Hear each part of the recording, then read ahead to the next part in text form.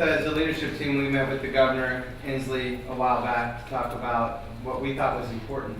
As you guys know, Washington State's been in a crisis mode for a couple of years during this recession. But the one thing we're not paying attention to, in my opinion, in Washington State is the cause of the problem. The cause of the problem to me is simple. We need to get people working again. We've got to get Washington working again. We've got to look at what we're doing to help the unemployed and underemployed in Washington State. Not through government jobs, but through private sector jobs, and how we can do that. We met with him and we brought forth a list of 10 things that we thought were necessary to help our economy move forward. It was reclassify hydropower as renewable, the Regulatory Fairness Act, moratorium on rulemaking, permit decisions required in 90 days, the business portal, the Business Accountability Act, the workers' compensation bills, suspend GMA in significantly persistent unemployed counties, and the 2/3 vote for legislators. These were bills that we brought to him. His feedback to us was that he thought he could do some of these through his own authority that he already has. Well, we think we need to get the legislature to step up and start making decisions. It's time to lead. Session's way into it. We need to see some bills passing that will bring some confidence and certainty back to Washington State, and that's been our focus. And Senator Manweller, wow. Got promoted. Yeah, already. Representative Manweller has a couple thoughts from his committee. Well, thank you. My name is Matt Manweller. I'm from the 13th Legislative District, and I am the ranking member of the House Labor and Workforce Development Committee. I know you've been talking a lot about workers' comp in the last few weeks, and I'm happy to answer any questions you have about that, but I wanted to focus on some things related to what Minority Leader DeBolt said. What the Republicans in the Labor and Workforce Development Committee are focusing on is a primary goal of how do you increase Washington State's prosperity and competitiveness without harming workers' rights, the environment, and harming the social safety net? And we think you can do that by focusing on 3 core principles. One, you can't redistribute your way out of a recession. History shows that you always grow your way out of a recession. And as you grow your way out of a recession, that's the way you get the funding to cover education, the safety net, and protect the environment. We also need to reduce the non-wage cost of hiring people. We need to put money in people's pockets, not in paperwork.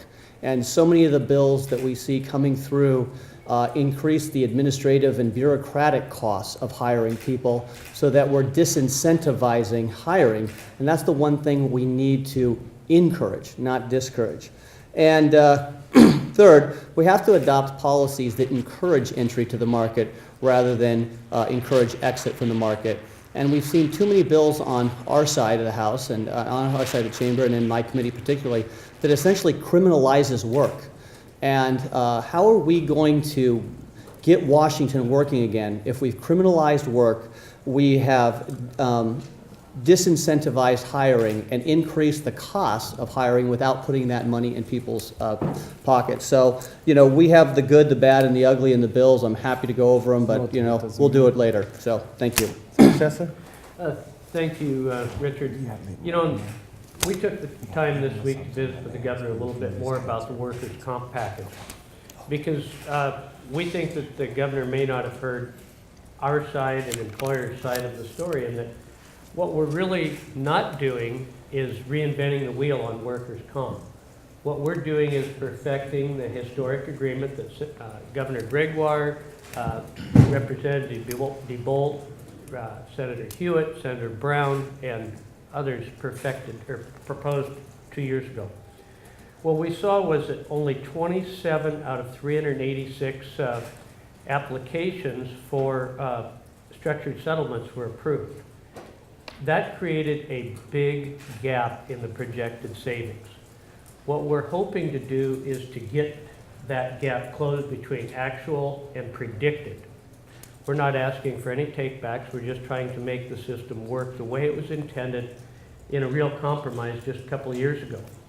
That's important to us that we explain that side of the story and about the freedom for workers of more ages to be able to use the tools.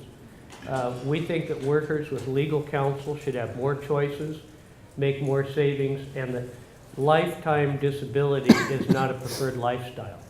So we visited with the governor about that. We've visited with Speaker Chop, Majority Leader Sullivan about that This isn't the radical change that some would like to call it at the Labor Council. This is perfecting an agreement that was very bipartisan with all 5 corners just 2 years ago. The other thing that I think Senator Dammeier, perhaps Senator Sheldon will want to talk about is the historic early passing of the school construction bonds. Senator Sheldon? Okay, I'll leave that subject to Senator Dammeier. I wanted to just make a comment to follow up on Representative DeBold about jobs and our economy and also transportation. There was a study published in the, I think it was Puget Sound Business Examiner a couple weeks ago, talked about commute times in the West Coast. And they measured commute time by the number of minutes that you spend in your car. So reading through that, I expected a large West Coast city like Los Angeles, San Francisco, or Seattle to have the longest commute times on the West Coast, and actually it's Shelton, Washington. And out of 277 metropolitan areas, including small cities like Shelton, my citizens, my constituents, the town I was born, has the longest commute in the West Coast because there's no jobs in Shelton. So people are traveling from rural areas tremendous distances to work. I'm old enough to remember when the first letter of your license plate corresponded to the county in which you registered your car, and it was by size of the county. So A was King, B was Pierce, C was Spokane, D was Snohomish, X was Mason because it was a small county. But if we ever went back to a system like that, we would see people, and we could identify those people that are traveling such long distances, spending all that time away from their family, in their car, causing the traffic problems and adding to the traffic problems that we have in the Puget Sound. Yeah, it's an excellent point. We have to remember that some of our taxes are harder on the underemployed and the unemployed, as 40% of my community commutes out of it looking for work since we've had the implementation of GMA, and that's why it's on our list as one of the persistent unemployment areas. Representative Smith? Thank you. Well, I'm Norma Smith. I represent the 10th District and serve as ranking member on technology and economic development. And I just wanted to touch on the issue of regulatory reform this session. I think we have an extraordinary opportunity.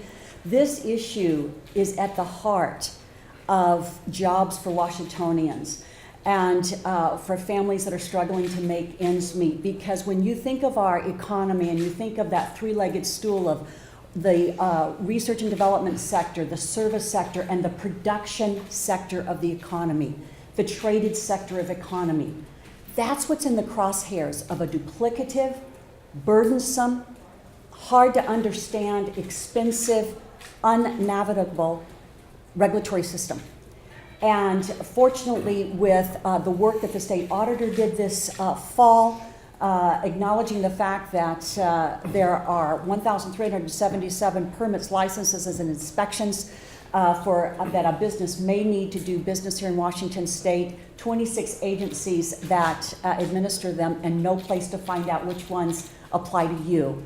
The highlight of what the work of the state auditor of the Economic Development Commission has been an incredible opportunity to bring this issue to the forefront, to recognize that it's not a partisan issue. We have a package of terrific bills that we've worked hard on to move this issue forward from the My Account. We want to see that accelerated so that a business has one place to go, one place to find the information they need. It's in the very early stages. We need to make sure that we as the legislature are committed collectively to that.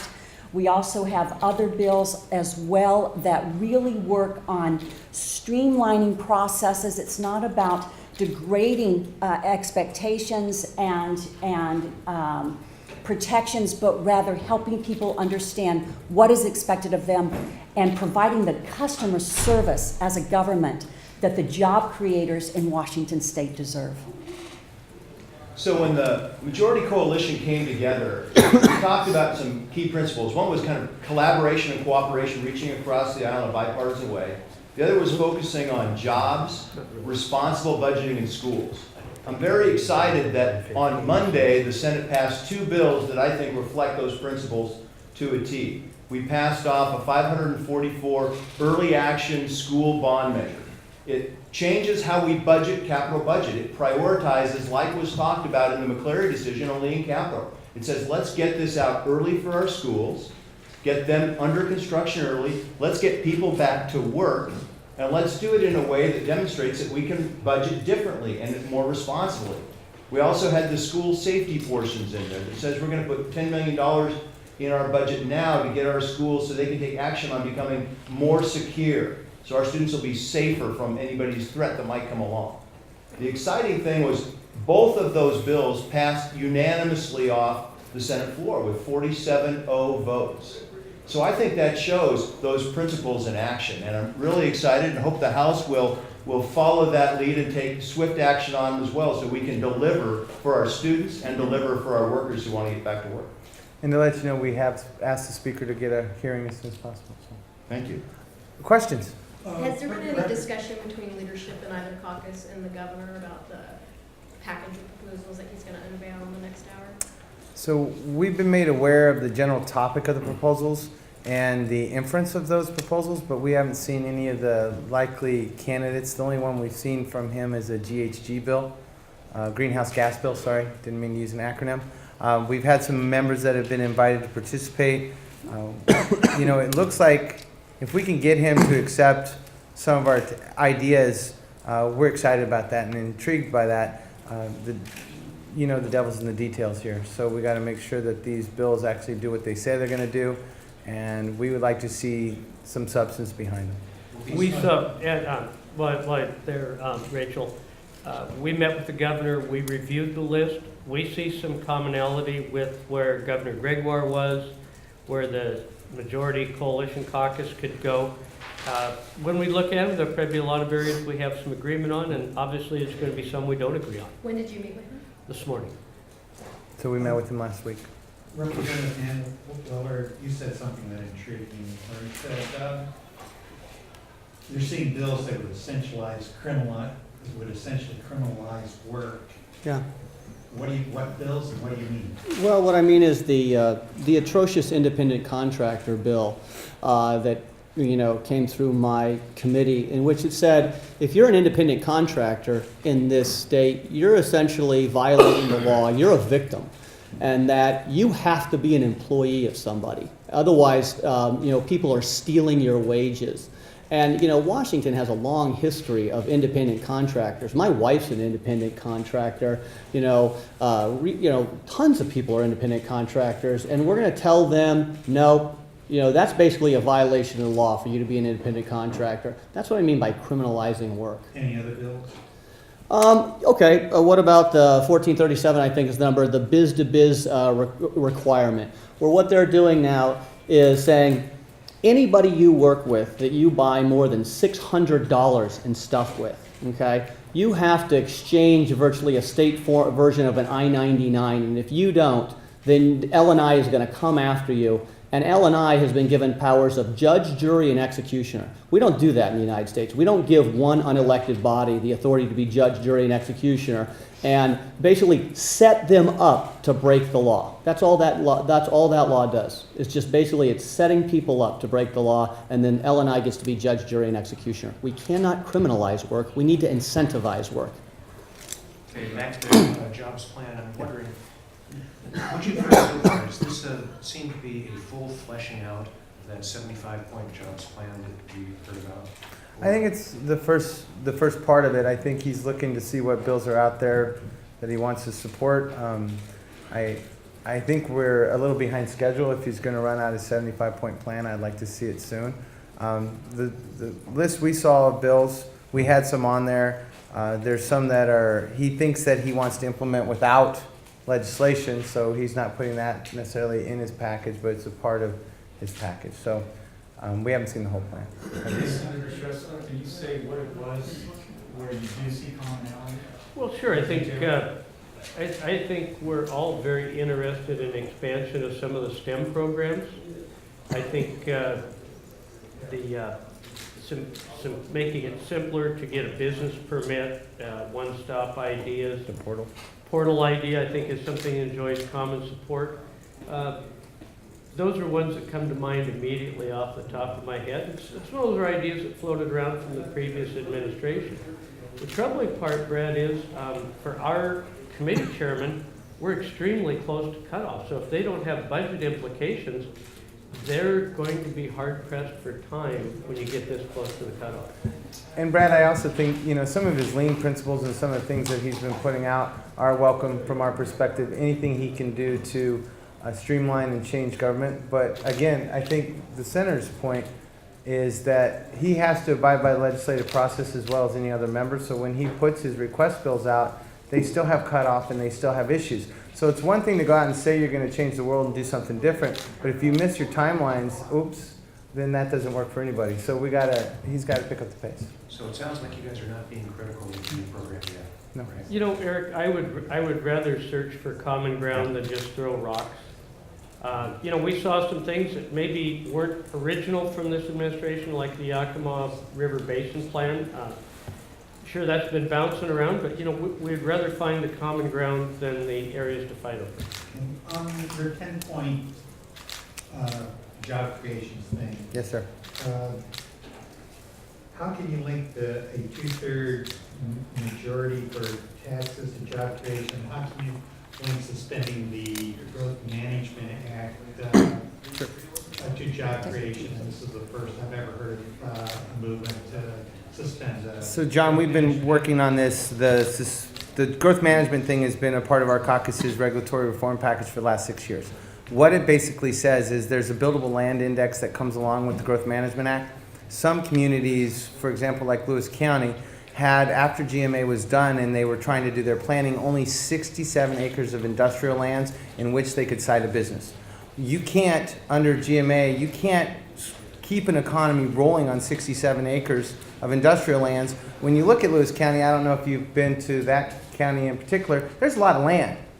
And to think that only 67 acres qualifies for industrial was very difficult. So we had to come up with another idea and a plan, which Governor Gregoire agreed and created industrial land banks. But some of these communities out there, Ferry County had to lay off its deputy sheriff to hire a planner to comply with GMA. These are not persistent growth counties.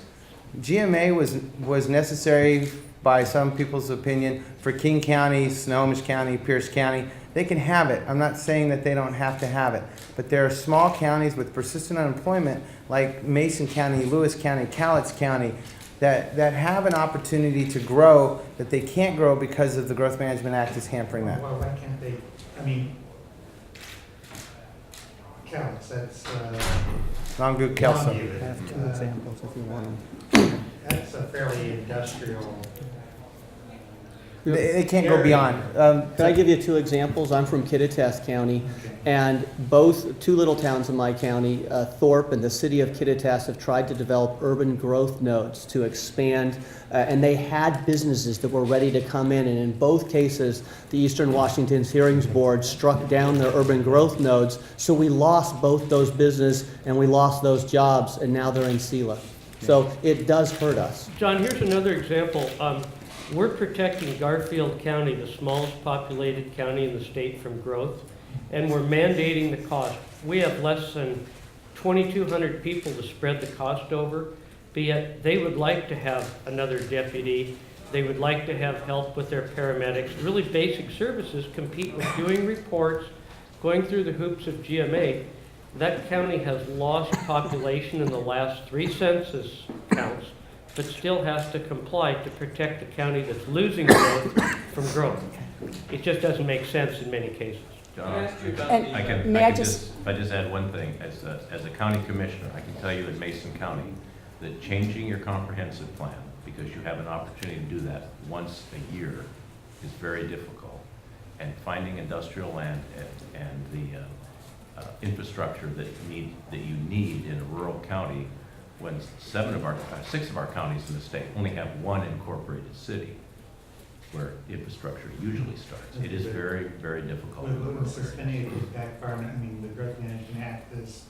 But even changing it has become so hard. Even former Governor Ruth Gardner said that when it was enacted under his administration, there's always reasons change things as time goes on, and we haven't changed with the times. I just want to add on the 2/3, why does that matter? Yeah. It matters incredibly to the job creators in Washington State.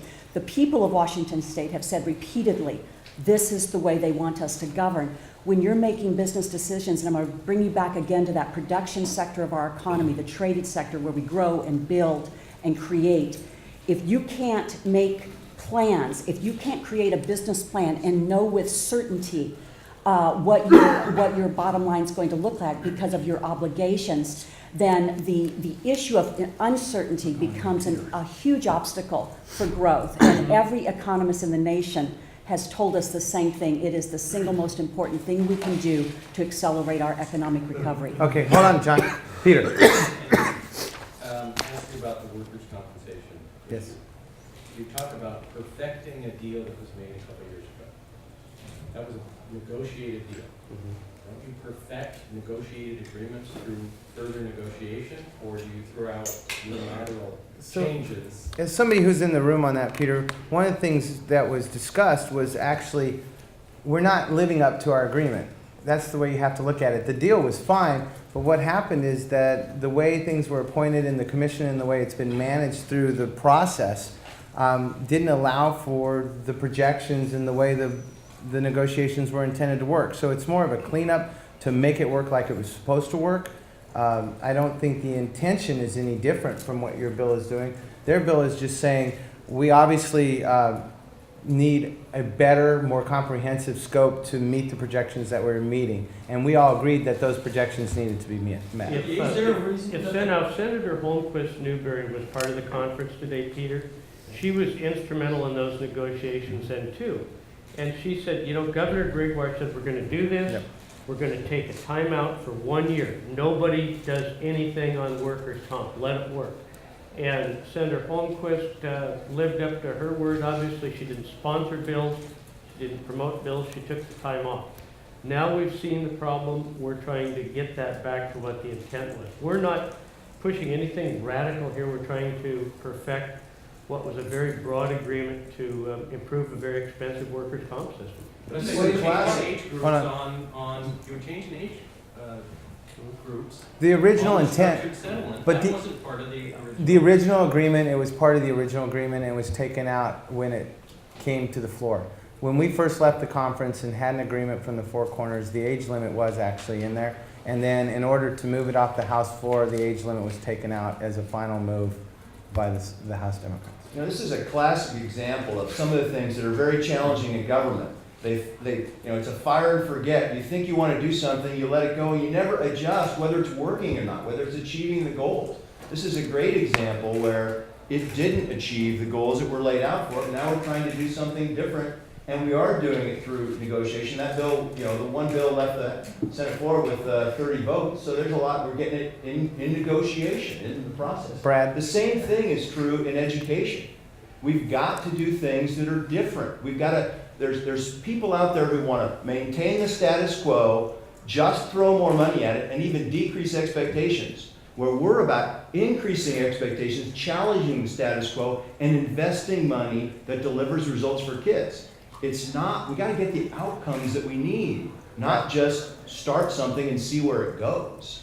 As I understand, I called L9 and found out what their expectations for savings were, and they're not alarmed at the direction it's going. They think the savings in the original plan are going to be achieved. It's a very crude paraphrase of what I learned. It's crazy that they would not be alarmed, but my figures show that, and I hope they're right, that annually they were expecting in 2012 savings of $335 million. We're at 47 million was saved. Only 15% of what was expected. Of 386 projected settlements, of the structured settlements, since January 2012, there's been 27. So what is the reason on the, did you guys look at the reason why only 27 went through it? Did these changes address that? One of the reasons was the Board of Appeals went to turning these down automatically. I mean, if you go to that board, you're an injured worker. By the way, the average age of a worker going on disability is 42. So an age of 40 is not real radical. They go in with legal representation saying, we want to accept a structured settlement that will help us get on with our lives rather than a lifetime of disability. And by the way, like 44 other states, it's going to save the workers' comp system money. We call that a win-win.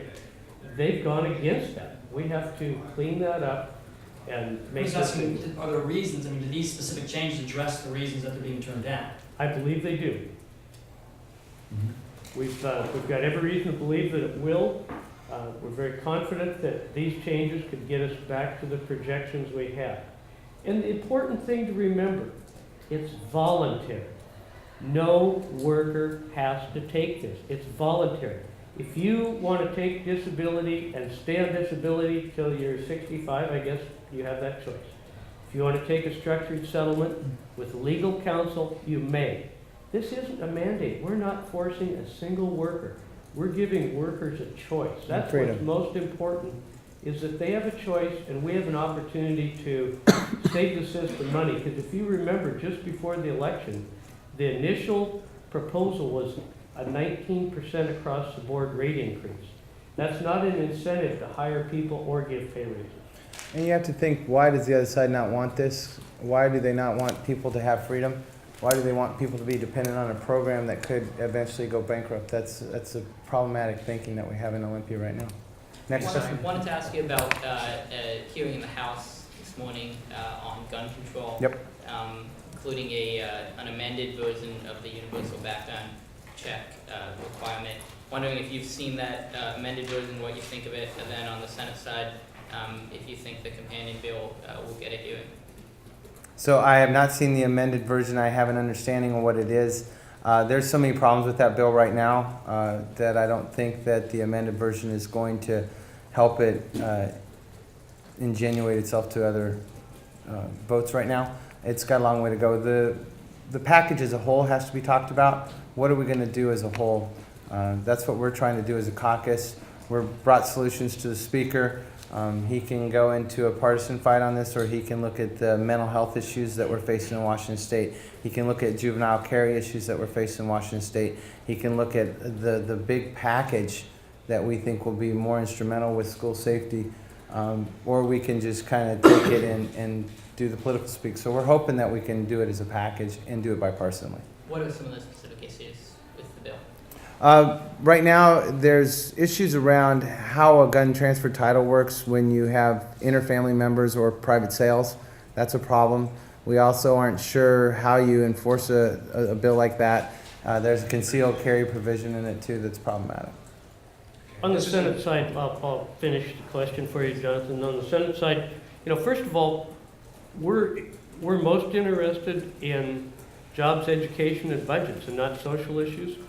We're looking for things that we can readily agree with Senator Murray on and his caucus, and I think Representative DeBolt mentioned a few of those.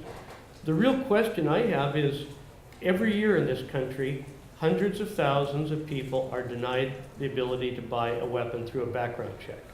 Only a very small number are prosecuted. So if the background check denies somebody the right to gun, why are we not prosecuting? Our system we have now, I don't think, is even being enforced, let alone starting a new one that's filled with problems. So you see this as a social issue? I think it borders on that. I think it's highly divisive and it's not broadly supported. Is it not going to get a hearing then in the Senate? I haven't talked to Senator Patton about that, but I think his plate's pretty full right now. I think there's one item just to add on. There's a vast difference in our state in people and how they feel about guns and how comfortable they are with guns. In my district, I have a lot of retired military. I have hunters, fishermen, people like myself that grew up with guns in our family and were taught by our parents how to handle weapons. And I think that half of the people in my district own a gun. You just don't know which half. And some of the figures that have been thrown out are not representative. I think even on the national level, gun deaths, the numbers of suicides are also included. Gun suicides are also included in those numbers. So there's a lot of work that needs to be done, and I think most of that needs to be done on the federal side. Right. Senator Chesler, unless something's changed, reproductive parity hasn't been scheduled for a hearing on the Senate side. Do you expect that to happen? Well, there's a commonly held idea that we're going to have a hearing on it. When? You know, if you looked at, Senator Becker is the chairman, and she was trying to figure out how she was going to hear all of the other Democrat-sponsored bills.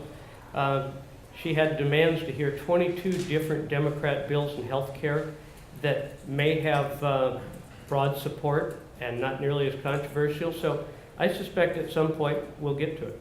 Well, it was originally, though, it went to Patton's committee, so now is it going back to? Both are busy chairmen, and we're going to look for opportunities to hear that. We also know that there is a House bill that may come over, so we're It's in rules. it's Came in out rules. So I mean, today. it may very well come over, but we have two very busy chairmen with issues that probably have a lot broader support in both caucuses.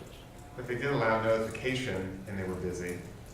That was a chairman's choice and preference, and I'm not a dictator over my chairman. Unlike some previous leaders who said thou shall or shall not, my chairman has a little more freedom. Okay, there seems to be a double standard. If it's social for you guys, it's up to the chairman. If it's social with the other guys, they're too busy. So, it's interesting you bring it up because in the House, it's not like that at all. There is no chairman discussion. I can show you hundreds of bills that I think should get hearings in the House that don't get heard at all. So before you cast aspersion on a new coalition government that's bipartisan, come walk a mile in a completely partisan shoe over here and see what it's like. There are good ideas that die every day that would get Washington working again because of a tyranny of majority. And that, so from my perspective, it's refreshing that at least he does give discretion. I know I have chairs that would love to hear some of our bills, but have been told no. So, and I can tell you several. And if you ever want to talk about that, I'm happy to. As an example, in the Education, the Early Learning K-12 Committee, which last year had kind of a monumental meltdown in the Senate, this year we're actually working together reasonably well. We've got so far of the 7 bills that have passed out of that committee, 5 of them have gone out on virtually unanimous, maybe with one token opposition. So there's been a lot of good collaboration on those bills. I think they're good bills moving forward. So I know you want to make the governor's press conference. Last question. This is one for Representative Manweller, but I will mention. We'll give you one too. The rest of you would like to jump into. Family leave bill, the House version, what do you think of it? And is there a 2/3 issue? You're talking about the one that Representative Green already, okay, because I have kind of one, but, well, I mean, absolutely, it's a tax increase. I mean, there's a 0.04% payroll tax. The incidence, which falls 50% on the employer and 50% on the employee, and it's not voluntary. So, when you take people's money without their consent, other than a voting mechanism, that's a tax. It was a 5-4 vote. So, I mean, obviously there's not much support for it on my side of the aisle, but it'll... Yet they heard it anyways. Yet they heard it anyways, yes. We tried, I think, I'd have to go back and check on the number. I think we tried to offer some amendments to improve it, but, what the minority leader says is correct. This is a 51-49 process over here, so. Alexandria? What is your reaction to the House Democrats' transportation proposal that would be $6 billion with gas tax hikes? Sure. Couple things. I think Senator Sheldon said it best. When I look at it right now, I think of the underemployed and the unemployed people of the state of Washington and the people that can barely afford to drive to work as it is right now. To add 9.5 cents to a gallon of gas and making 40% of the people commute out of their communities to find jobs because we no longer allow development of jobs in their area. It's a bigger picture than this. We have to maintain what we had, but we messed up. We went out and bonded roads for 30 years and didn't understand the gravity of what we were doing. In my opinion, they did it to get votes, to get people to vote for a gas tax, personally. And so they bonded projects too long, and now the maintenance is catching up with us, right? So we have a systemic problem there. We have a pontoon that won't hold light rail because we shorted it. We have a ferry that won't float. You really want me to give these people more money right now when they're not even managing the money they have? So it's a bigger discussion than that. We understand that maintenance needs to be met. We understand that construction projects need to be constructed. But right now, they need to be the right projects, not just projects to get votes, but the right projects. They need to be for Washingtonians as a whole, and we need to deal with people and where they live and work. And how do we bring jobs to them instead of making them drive to jobs?